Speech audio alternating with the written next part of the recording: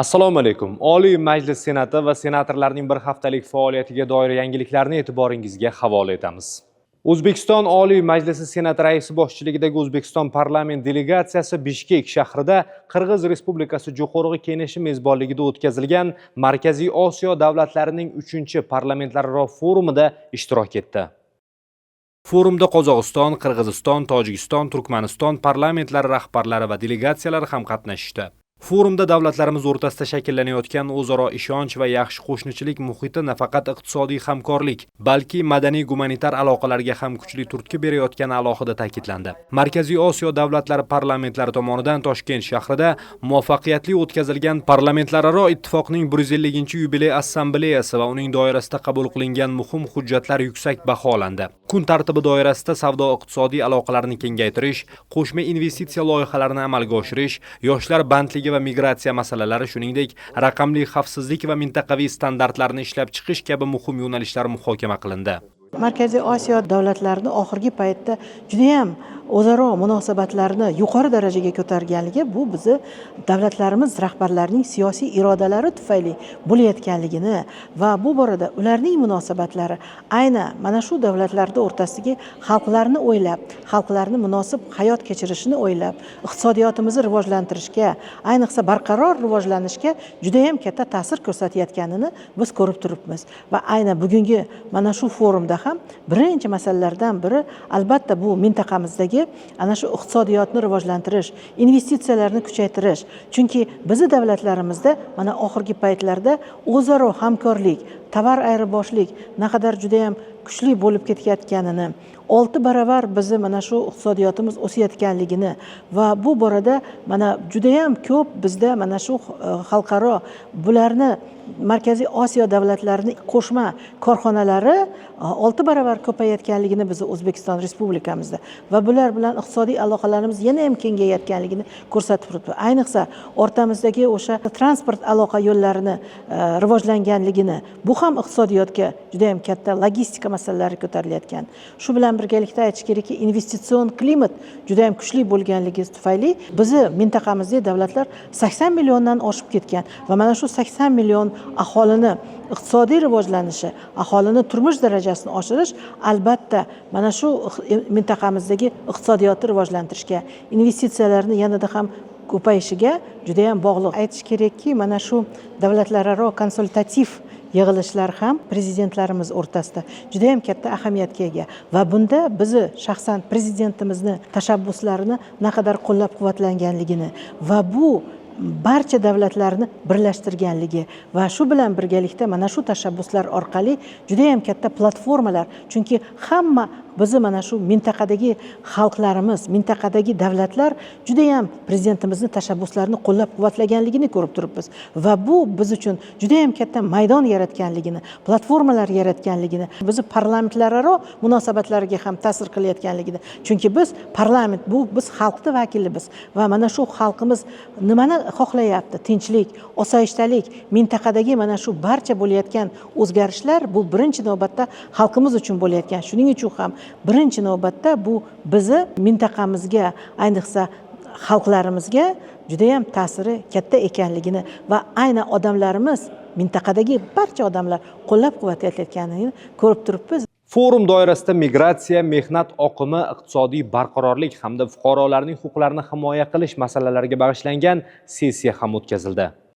O'zbekiston Respublikasi Oliy Majlisi Senatining xalqaro munosabatlar, tashqi iqtisodiy aloqalar, xorijiy investitsiyalar va turizm masalalari qo'mitasi raisi o'rinbosari Odiljon Matkarimov o'z ma'ruzasida O'zbekistonda mehnat migrantlari huquqlarini ta'minlash va ular faoliyati uchun xavfsiz sharoitlar yaratish bo'yicha ko'rilayotgan chora-tadbirlarga batafsil to'xtalib o'tdi. Mamlakatimizda 20 dan ortiq normativ huquqiy hujjatlar qabul qilingani, shuningdek migratsiya masalalari bo'yicha Respublika komissiyasi, migratsiya jamg'armasi va migratsiya agentligi samarali faoliyat yuritayotgani ta'kidlandi. Chet elda ishga joylashish geografiyasi kengaymoqda. Fuqarolarning huquq va manfaatlari, ular qaysi mamlakatda bo'lishidan qat'iy nazar himoya qilinishi kerak degan prinsipial pozitsiyaga urg'u berildi. 2020-2024 yillarda mehnat huquqlarining buzilish holatlari bo'yicha O'zbekistondan 14 mingga yaqin migrant foydasiga 6 million AQSh dollaridan ortiq mablag' undirilgan. Sessiya doirasida mintaqaviy hamkorlikni mustahkamlash bo'yicha quyidagi tashabbuslar ham bildirildi. Migratsiya qonunchiligini uyg'unlashtirish, xalqaro konvensiyalarni ratifikatsiya qilish va implementatsiya qilish, kadrlar tayyorlash bo'yicha qo'shma dasturlarni ishlab chiqish va xavfsiz mehnat migratsiyasi mexanizmlarini yaratish. Ishtirokchilar ushbu sohada davlatlararo hamkorlikni kuchaytirish, mintaqada barqaror rivojlanish va ijtimoiy barqarorlikni ta'minlashning muhim omili bo'lishi haqida yakdil fikr bildirishdi. Shuningdek, forum doirasida investitsiya muhitini yaxshilash, iqtisodiyotning shaffofligini oshirish bo'yicha qonunchilik chora-tadbirlari, shuningdek raqamli suverenitet masalalariga bag'ishlangan mavzuga doir sessiyalar bo'lib o'tdi. Ishtirokchilar qulay ishbilarmonlik muhitini yaratish, xususiy sektorni rivojlantirish, investitsiyalar ustidan parlament nazorati, shuningdek raqamli muhitni tartibga solish, kiber xavfsizlikni ta'minlash va shaxsiy ma'lumotlarni himoya qilish masalalarini muhokama qildilar.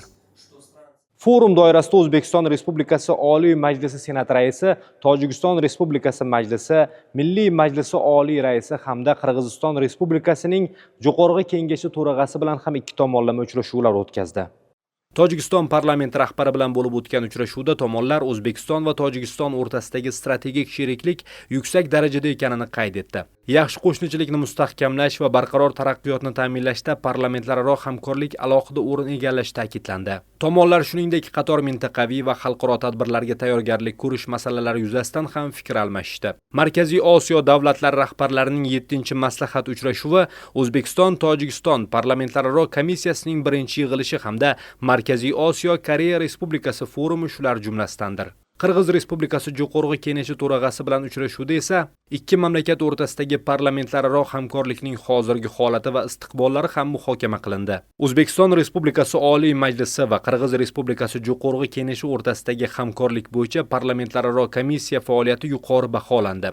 Xususan Samarqand shahrida komissiyaning 5-majlisi samarali bo'lib o'tgani va bu muloqot parlamentlararo ishonchni yanada mustahkamlayotgani alohida qayd etildi. Oliy darajada erishilgan kelishuvlarning ijrosini ta'minlashda parlament nazorati institutining rolini kuchaytirish muhimligi ta'kidlandi. Oliy Majlis Senat raisi Birlashgan Millatlar Tashkilotining inson huquqlari bo'yicha Oliy komissari boshqarmasi Markaziy Osiyo uchun mintaqaviy vakili Matilda Bogner bilan uchrashdi. Muloqot chog'ida prezidentimiz Shavkat Mirziyoyevning Birlashgan Millatlar Tashkiloti Bosh Assambleyasining 80-sessiyasida so'zlagan nutqida ilgari surilgan inson huquqlariga oid tashabbus va takliflar alohida e'tirof etildi. Uchrashuvda inson huquqlari sohasidagi hamkorlikning bugungi holati va istiqbollari, jumladan mamlakatda amalga oshirilayotgan islohotlarni qo'llab-quvvatlash, xalqaro majburiyatlarni bajarish, shuningdek, Senat va Birlashgan Millatlar Tashkiloti tuzilmalari o'rtasidagi institutsional hamkorlik masalalari muhokama qilindi. Matilda Bogner O'zbekistonning majburiy mehnatiga barham berish, sud huquq tizimini isloh qilish, davlat organlari va fuqarolik jamiyati o'rtasida ochiqlik va muloqotni kuchaytirish borasidagi sa'y-harakatlarini yuqori baholadi. Hamkorlikni yanada kengaytirish, jumladan sudyalar va huquqni muhofaza qilish organlari xodimlarini o'qitish, parlamentning xalqaro hisobotlarida ishtirok etishi, inson huquqlarini himoya qilish masalalarini muhokama qilishga, fuqarolik jamiyatini faol jalb etish masalalariga alohida e'tibor qaratildi. Senatning xalqaro munosabatlar, tashqi iqtisodiy aloqalar, xorijiy investitsiyalar va turizm masalalari qo'mitasining navbatdagi kengaytirilgan majlisi bo'lib o'tdi. Unda O'zbekistonning Qozog'iston, Tojikiston, Afg'oniston va Pokistondagi diplomatik vakolatxonalari rahbarlarining hisobotlari eshitildi. Ta'kidlanganidek, elchixonalar o'z faoliyatini ikki tomonlama munosabatlarni rivojlantirish, oliy va yuqori darajadagi tashriflar doirasida qabul qilingan yo'l xaritalarini ijro etish, investitsiyalarni jalb etish, mahalliy mahsulotlar eksportini oshirish, xorijiy turistlarning mamlakatimizga qiziqishini oshirish, xorijdagi vatandoshlarimizning huquq va manfaatlarini himoya qilish kabi yo'nalishlarda amalga oshirayotgani qayd etildi.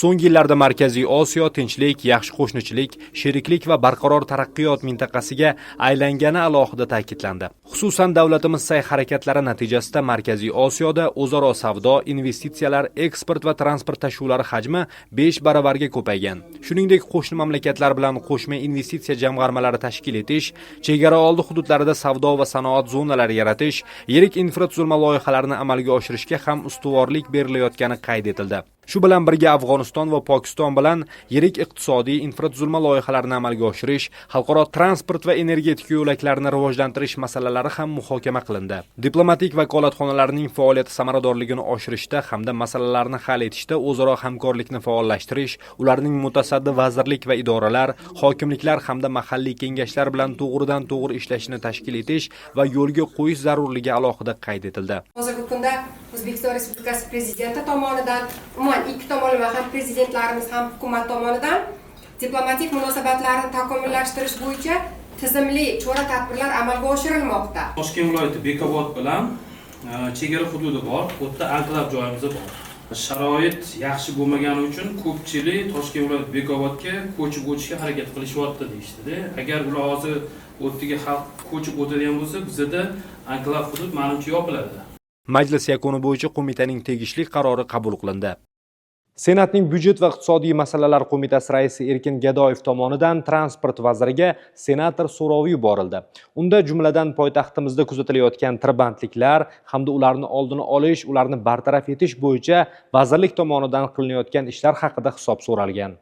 Ayniqsa o'quv yili boshlanishi bilan Toshkent shahrida harakat keskin kuchayib, ayrim vaqtlarda tirbandlik darajasi eng yuqori 10 ballgacha bo'layotgani, bu esa ishga, o'qishga hamda turli maqsadlarda poytaxtga yo'l olgan minglab fuqarolarning vaqti zoye ketishiga olib kelayotgani ta'kidlandi. Senator so'rovida vazirlikdan Toshkent shahrida tirbandliklarni kamaytirish bo'yicha amalga oshirilayotgan choralar, intellektual transport tizimining amaldagi holati, shuningdek prezidentimiz tomonidan belgilangan vazifalar ijro etilishi va ularning kechikishi sabablari yuzasidan atroflicha ma'lumot taqdim etilishi so'ralgan. Hozirga qadar sizga taqdim etmoqchi bo'lganlarimiz mana shulardan iborat edi. Yangi haftada ham Oliy Majlis Senati va senatorlarning faoliyatiga doir yangiliklarni kuzatib boring. Xayr, salomat bo'ling.